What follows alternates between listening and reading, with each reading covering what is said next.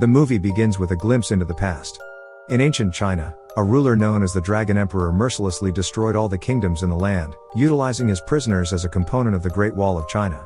Despite his power and glory, he desired to be everlasting, so he dispatched his general, Ming, to seek a witch who was said to have the secret to immortality. On the other hand, Ming fell in love with the witch Zi Yuan.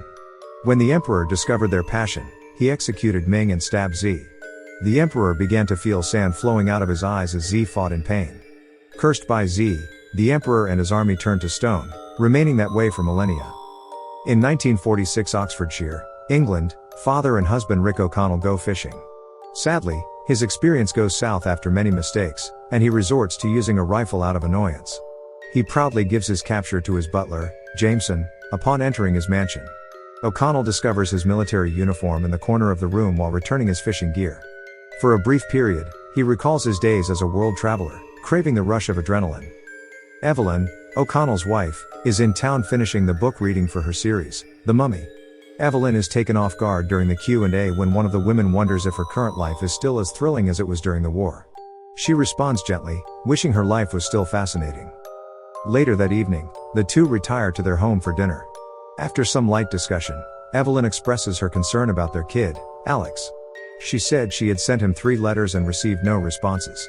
O'Connell tenses in disappointment and reveals that their son only asks them for money, particularly when he skips school. He implies that Alex doesn't bother to create a relationship with them. Despite convincing his parents that he is at college, Alex works at an archaeological site in China's Ningxia area. While convincing his parents that he was in college, Alex resumed his archaeological search for the Dragon Emperor's famous tomb in China's Ningxia province. He goes out to meet one of his closest friends, Professor Roger Wilson, who is approaching. Wilson encourages Alex to continue his hunt for the tomb as the two catch up. Coincidentally, some of the Chinese employees come across a gate while digging. Alex's squad navigates through the rubble and inspects the interior after blowing up the entrance. They are almost killed after setting off the first booby trap. Moving cautiously deeper inside the palace, they come across a dead body and set off yet another booby trap, allowing pieces of the ceiling to collapse. This illuminates the entire castle, showing hundreds of thousands of stone soldiers, the emperor's massive army. Alex and his crew are taken aback by the military. However, one inadvertently enters another booby trap, killing 3 of Alex's guys. Alex quickly panics but calms down with Wilson's help. As they press on, they encounter a feng shui compass pointed in the wrong direction. When the duo sets the focus right, the floor immediately opens. Alex falls into the dark pit while Wilson hangs on to the edge. Alex rises from the fall, slightly bewildered, and surveys the room he landed into. He discovers piles of skulls and bones all over the place. As Alex proceeds to shine his flashlight throughout the area, it rests on a statue in the center of the room, the Dragon Emperor in stone. He tells Wilson about his discovery, and he is overjoyed. After receiving nothing but silence from Wilson above, an assassin comes out of nowhere, thrusting at Alex. Alex is pinned against a closing door after a sequence of dodges and hits.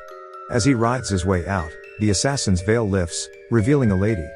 He uses a nearby vase to block the stone from crushing his head. Wilson deftly dodges bullets and exits the area as the killer is shot. Back in Oxfordshire, Benjamin Fry, a British Foreign Office agent, meets with the O'Connells to propose one final assignment despite their retirement.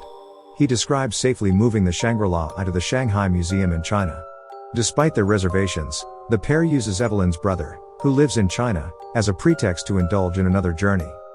When they arrive in Shanghai, they meet Evelyn's brother, Jonathan Carnahan, in his nightclub.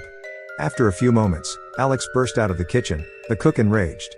O'Connell comes to his aid, then recognizes the chef Mad Dog Maguire, with whom he previously served in Egypt. They immediately become friends, easing the stress. When O'Connell and his wife arrive to speak with their son, Alex becomes aloof. He informs his father angrily that he will not return to college and leaves the club. Evelyn, concerned, brings her husband to the rooftop to explain the situation. She observes that O'Connell should be more compassionate and patient rather than strict and imposing. The two vow to make more effort to repair their relationship with their kid. The next day, a general named Yang is told of O'Connell's possession of the Eye of Shangri-La and a paramilitary outpost in western China. To resurrect the Dragon Emperor, he tells his men about his goal to create China, a strong empire. During the evening, Alex shows his parents the Emperor's excavated statue. O'Connell is impressed and does his best to congratulate his son tenderly. Alex exits the room to find Wilson, but when he notices that he is being followed, he becomes suspicious. He follows a figure he detects lurking in the corridors. At the same time, Wilson visits the O'Connells and catches up with them like old pals. O'Connell proudly displays the Eye of Shangri-La and passes the valuable treasure to Wilson, confident that it is safe. Things take a turn for the worse when General Yang arrives. Wilson's attitude changes abruptly, and he pulls out a gun, aiming it toward the O'Connells. He explains that General Yang secretly funded Alex's dig to resurrect the Emperor. The O'Connells attempt to resist but are quickly stopped when Wilson threatens to shoot O'Connell. Meanwhile, Alex realizes the figure following him is the assassin he met in the tomb. As they watch the drama unfold from the second level, she introduces herself as Lin. They forcefully enforce the written instructions when Evelyn translates the inscription on the relic. The Eye of Shangri-La opens, revealing the sacred elixir required to resurrect the Emperor. Wilson is then given the order by General Yang to shoot O'Connell. Before Wilson can pull the gun, Alex and Lin arrive and save O'Connell. The O'Connells incapacitate their adversaries in a second, mistakenly pouring the elixir on the Emperor's statue. Lin stabs a figure in the heart, intending to kill the Emperor before he rises, but soon finds it a decoy. The Emperor's statue on the other side of the chamber begins to come to life. The O'Connells fire rounds at the stoned Emperor, but they have no impact.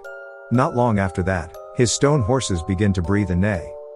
Lin and Alex grab hold of the bottom of the chariot before it successfully exits the building.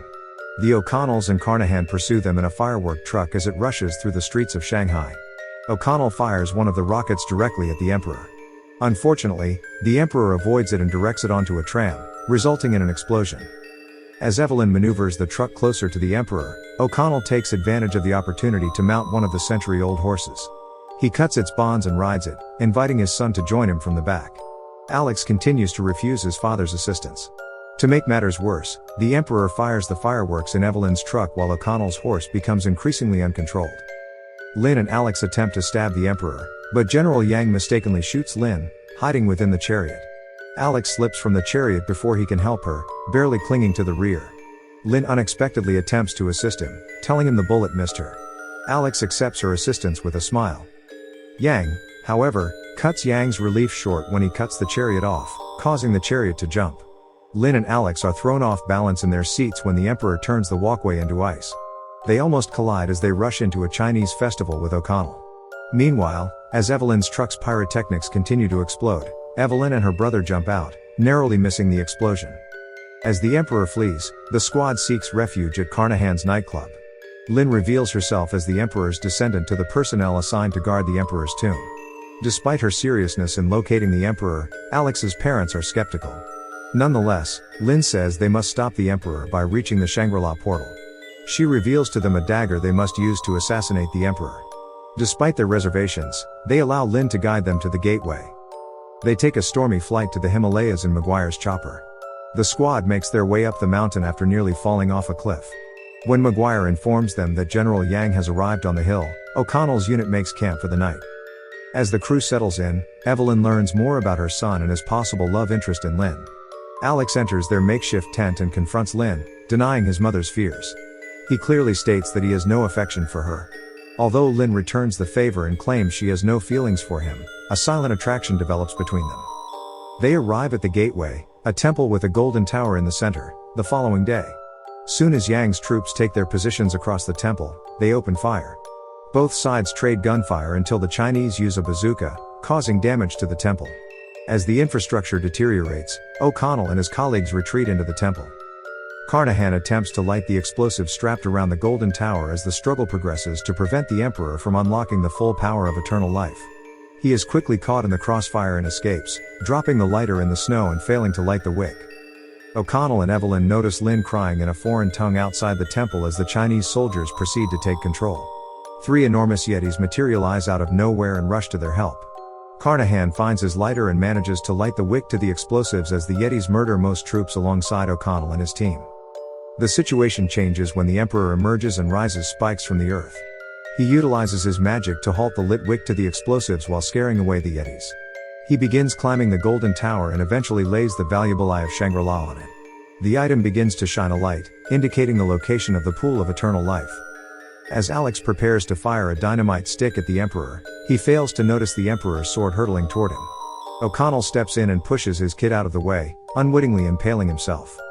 As a result, Alex throws the explosives off track, resulting in an avalanche. As the icy wave approaches, the Yetis rush to their help, shielding them from the impact. The squad regathers when everything in sight is covered with snowy boulders. When they see O'Connell on the verge of death, they rush to the pool of eternal life. When they explore the tunnel, they come across Zi Yuan, who appears to be Lin's mother. Alex realizes Lin and her mother are immortal. After providing hospitality to the adventurers and mending O'Connell, they have been protecting the Emperor's tomb for generations. She says she had begun living in Shangri-La after being saved by Yetis decades ago when the Emperor stabbed her. While O'Connell is resting, Alex admits his genuine love for Lin. Despite her feelings, Lin rejects him, claiming she does not want to end up like her mother. She bitterly states that she does not wish to mourn for centuries after his death, as her mother did for General Ming. Before they make a final decision, Carnahan informs them that O'Connell is awake. As Alex enters the room to welcome his fully recovered father, his distant demeanor disappears, and he begins to express his true love and care for his father. He admits that his behavior in recent years has been inappropriate and humbly says his love for his father. O'Connell, taken aback by his son's earnestness, humbles himself and admits to being a negligent father. As the two reconcile, Zi acts as a parent, telling Lin that she will remove her weight of immortality to live a regular life with Alex. The joyous reunions, however, are cut short when the Emperor fireballs from the entryway, separating Lin and Zi. As the ruthless overlord uses his powers to pin both women down, he snatches the magical knife, his single weakness. He transforms into a three-headed dragon after entering the pool of eternal life. When the O'Connells come out to observe the metamorphosis, the Emperor's scorching breath illuminates the cavern. Motivated by vengeance and hatred for Zi, the Emperor kidnaps Lin and travels to Ningxia province with General Yang. Not long after that, O'Connell and his men use Maguire's chopper to pursue them. When the Emperor comes, he reverts to his human form and resurrects his army. He exudes authority as he prepares his army and Yang's warriors to retake the globe. O'Connell and his comrades hide behind boulders in the distance as Zi races toward an underground tunnel to resurrect the Emperor's dead adversaries within the Great Wall. In exchange for the fallen people's assistance, she recites an incantation, which grants her and her daughter immortality. When the bones of the dead begin to breathe and run to the field, a conflict between the two sides breaks out quickly. At the same time, O'Connell discovers that his son has already begun to act. Alex, disguised, sneaks in between the Chinese soldiers and frees Lin, who had been imprisoned. The Emperor approaches Zi, who is already on a tiny plateau, as the Battle of the Resurrected proceeds. Zi is hurt when they are engaged in a long-awaited, fierce sword duel. When the Emperor yanks her sword from her grip and holds her at sword point, she finds the stolen special dagger in the Emperor's baldric. Then she quickly impales herself through the Emperor's sword, removing the blade silently. The Emperor, believing he has won, pulls out his sword, causing her to fall down the cliff. When the Emperor sees the flying reinforcements, he rapidly transforms into a giant beast and destroys one of the planes. When O'Connell and his squad reassemble, the Emperor begins his journey to the underground tube to fully revive his army. O'Connell and his group notice Zi weakly crawling before they can chase him. Zi dies in her daughter's arms as she hands the dagger to Lin. While Lin laments the murder of her now mortal mother, Alex and O'Connell seize the sword and pursue the Emperor. Alex intervenes just before the Emperor is ready to restore his army, leading the Emperor to shapeshift into a beast once more. O'Connell jumps in from behind and stabs the beast with the dagger as he throws Alex across the room. After failing to pierce the Emperor in the heart, O'Connell is nearly killed as the Emperor throws the sword at him. The dagger shatters against the wall, missing O'Connell. Meanwhile, Lin and Evelyn battle General Yang, who somehow escaped a bomb dropped by Carnahan. Yang dies, swallowed up in pride, as the duo teams up against him. The Emperor and O'Connell engage in a hand-to-hand battle at the same time. While they battle, Alex secretly takes one of the dagger's broken parts and lays a signal in the sand for his father. O'Connell recognizes the call after a series of punches and injuries and immediately takes the second broken piece of the dagger. O'Connell uses his music and jabs it into the Emperor's heart just as Alex leaps in from behind and stabs him. The Emperor's fleeting existence, like that of his army, ends instantly. The group returns to Shanghai after their once-in-a-lifetime excursion. The movie ends with O'Connell and his wife dancing while their kid dances with his beloved Lin. The two happy couples cuddle up in their lovers' arms as the night wears on. Thank you for watching. Subscribe for more videos like this to help the channel out. Have a nice day.